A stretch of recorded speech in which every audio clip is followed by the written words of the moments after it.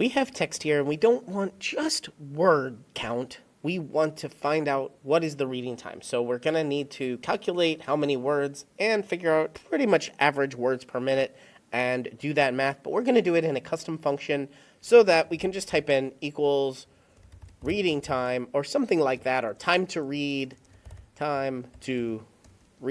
and we're going to have a custom function here. Let's go do it. Extensions, we can call it reading time, and we're going to create a function here called time to read. This could be also reading time, doesn't matter. And we want two things in our function, which is text and words per minute.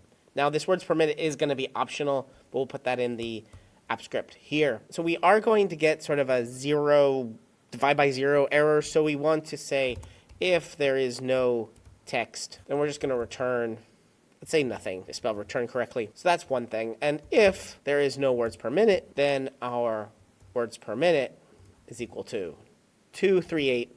I just looked at is the actual average reading time to variable. Now we need to actually count the words. So we're going to take all the text here and find out what's the variable words or word count. Or we're going to take the text, trim it so that we don't have any extra spaces at the beginning or end.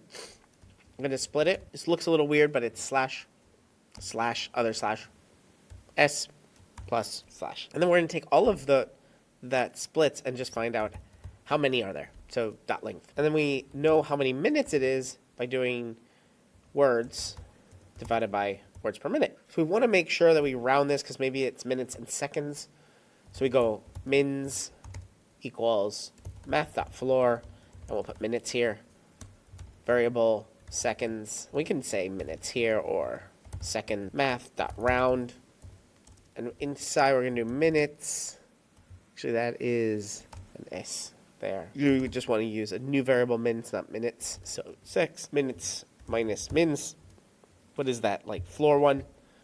And then times 60. We're going to return a phrase, which is mins plus space, and put minutes there, plus seconds, plus space seconds. We need to do a couple more things here, just in case. If mins is equal to 0, then we'll return just the seconds plus seconds to read. And if seconds is equal to 0, we want to return just minutes plus space minutes to read. See, so basically at the end we're going to either have two numbers or only seconds or only minutes, and we're going to return any of those three. At the very top, let's make this a custom function by doing slash and 2 asterisks at custom function. Let's save this and go check it. So equals reading time. See, it's already there in the autocomplete. We'll do A2, and words per minute we'll leave blank, 3 seconds to read. Let's say we read very slowly, 100 words per minute. Very different, right? And there we go. We had also minutes and seconds. Cool. But I want to do one more thing for our custom function, because as we're writing this, we don't see that words per minute is optional. And we see in this example, object. So let's go fix that up.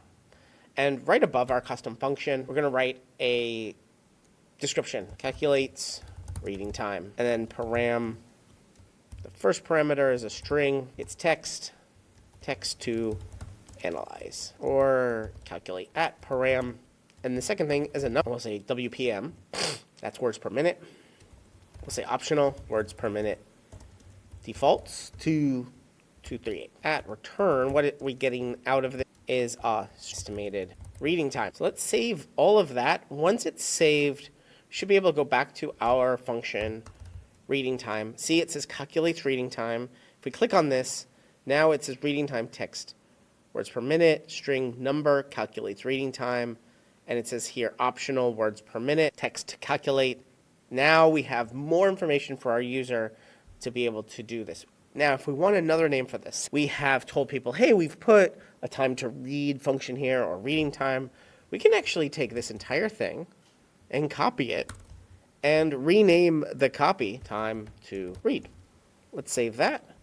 Now we have two identical functions here, but it allows the user to have one or the other, time to read or reading time.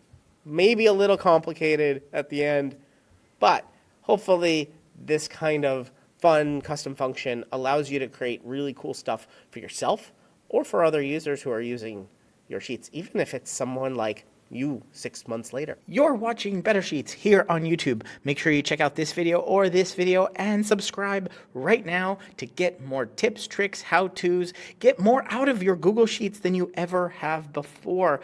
I'm excited to be making a ton more videos here. Ask me questions down in the comments and I will answer them in future videos. But for right now, right here, one of these videos is going to be your next Google Sheet.